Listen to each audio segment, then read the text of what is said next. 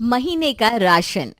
पहले के जमाने में बड़े बड़े परिवार हुआ करते थे, जहाँ किसने क्या खर्च किया, किसने क्या चीज लाई और किसने कुछ नहीं किया, इसका कोई हिसाब नहीं होता था।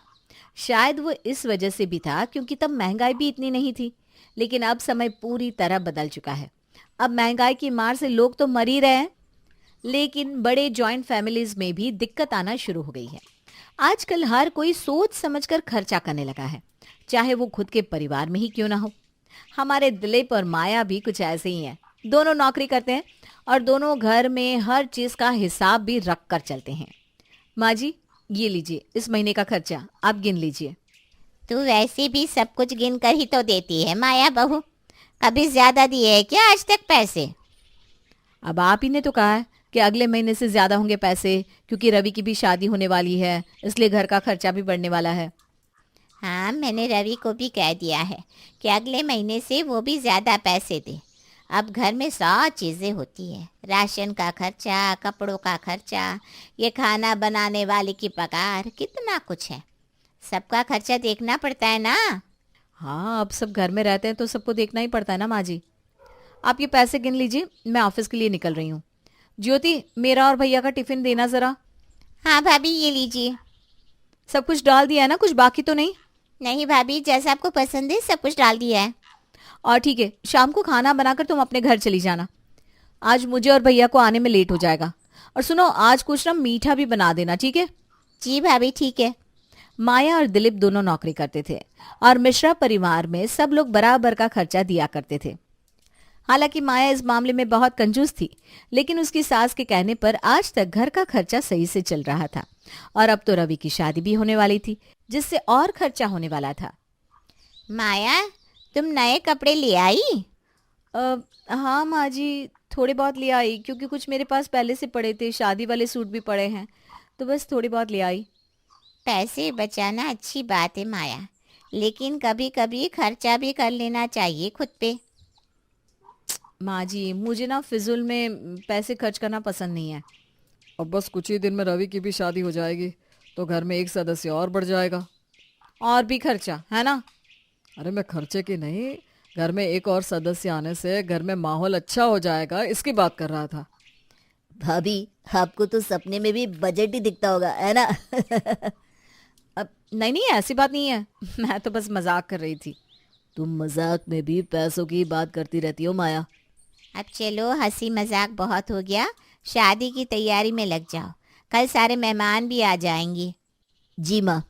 मिश्रा परिवार की छोटी बहू आ गई थी, वर्षा, जिसका स्वागत बड़े धूमधाम से किया गया और सारे मेहमान भी अपने घर को रवाना हो चुके थे।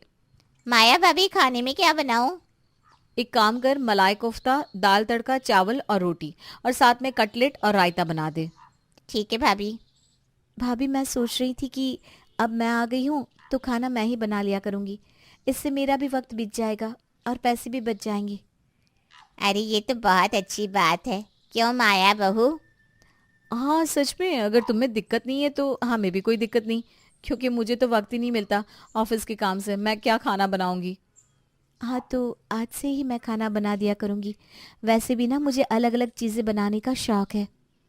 हाँ, तो मैं ज्योति को उसकी पगार देकर कल से मना कर दूंगी आने को। वर्षा के आने के बाद माया ने ज्योति को निकाल दिया, लेकिन उसका स्वभाव अब पहले से ज्यादा पैसों को लेकर अजीब सा हो गया था। अगर घर में छोटी सी भी चीज आती तो उसका बवाल बनाने लगी थी। अरे ये क्या है, इतने सारे फल कौन लाया है? भाभी, मैं बाजार गई थी ना, तो मैं लेकर आई। आप खाकर देखिए तो बहुत मीठे हैं। अरे पर तुम इतने सारे फल लेकर क्यों आई हो वर्षा? तुम्हें पता है आजकल कितनी महंगाई हो गई है? तुम पैसों को यूं बर्बाद कर रही हो।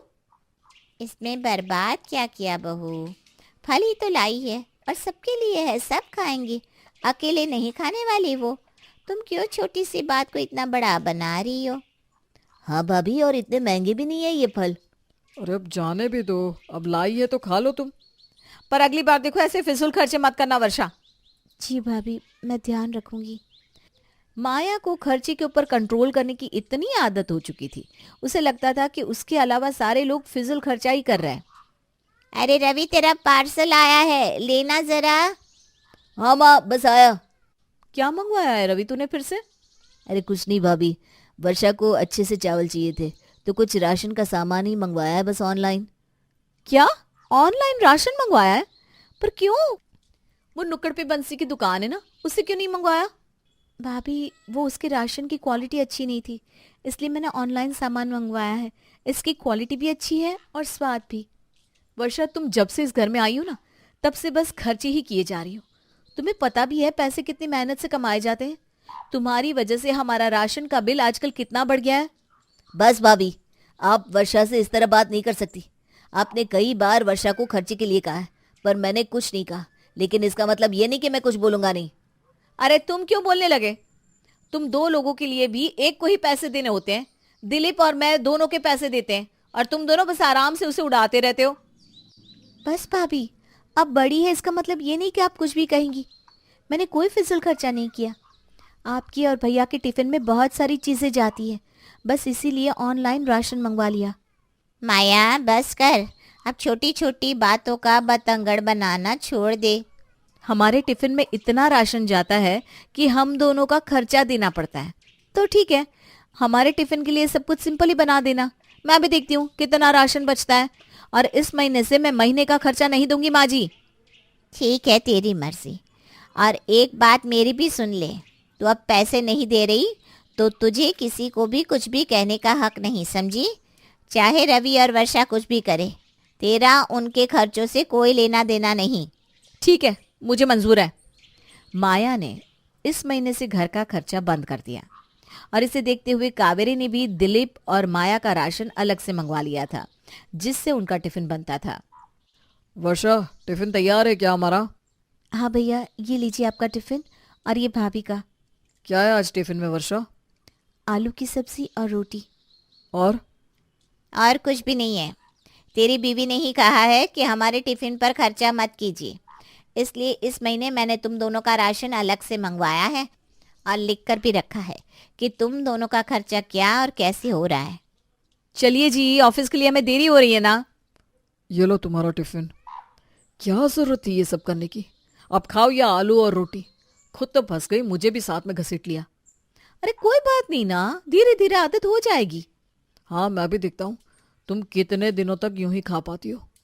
माया ने घर में महीने के कम पैसे देकर सोचा था कि वो अपना फायदा कर रही है, लेकिन उसे कहाँ पता था कि वो खुद को ही इस जाल में फंसा रही है।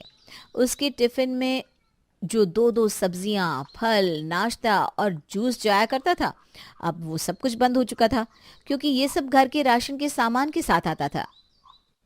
वर्षा, आज खाने में क्या बनाया है रवि और अपने लिए? भैया, मैंने अपनी रवि और माँ जी के लिए बिरयानी और रायता बनाया है।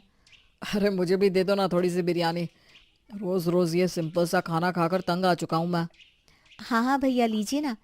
मैं तो आपको इसलिए नहीं दे रही थी कि फिर भाभी कहती हैं कि बिरयानी पे इतना खर्च कर दिया। अरे माया की बेवकूफ़ी की वजह से ऑफिस में अब सब लोग मुझसे पूछने लगे हैं, तुम्हारी माली हालत तो ठीक है ना? आजकल तुम रूखी सूखी रोटी लाते हो। अब उन सबको क्या जवाब दूं, समझ में नहीं आता। यही होती है मूर्ख की मूर्खता। माया बहू, तुम्हें ये तो दिख गया कि रवि और वर्षा में से सिर्फ रवि पैसा देता है, लेकिन तुमने ये नहीं सोचा कि ज्योति को हम खाना बनाने के 20,000 देते थे, जो वर्षा के आने के बाद बच गए। और तो और वर्षा बजट के हिसाब से अच्छी क्वालिटी का राशन मंगवाती थी, जिससे सेहत और जेब दोनों की बचत हो रही थी। मेरी माँ कहती थी कि पैसा खाने के लिए ही कमाया जाता है, और अगर खाने पे आप खर्चा नहीं कर रहे हैं तो आपसे बदनसीब कोई और नहीं। माँ जी, मुझे माफ़ कर दीजिए। मैं सच में कंजूसी में अंधी हो गई थी। मुझे बस खर्चा दिख रहा था। पिछले कुछ दिनों में मुझे समझ में आ गया कि सबसे ज़्यादा राशन का खर्चा तो हमारे टिफ़िन और नाश्ते में ही होता था। वर्षा, तुम भी मुझे माफ़ कर दो। मैंने न जाने क्या क्या कह दिया तुम्हें। अरे कोई बात नहीं भाभी, परिवार में तो ये सब होता ही रहता है। क्या मुझे भी थोड़ी बिरयानी मिल सकती है? नहीं, पहले बिरयानी के 200 रुपये निकालो, चलो। क्या तू भी दिलीप, कुछ भी।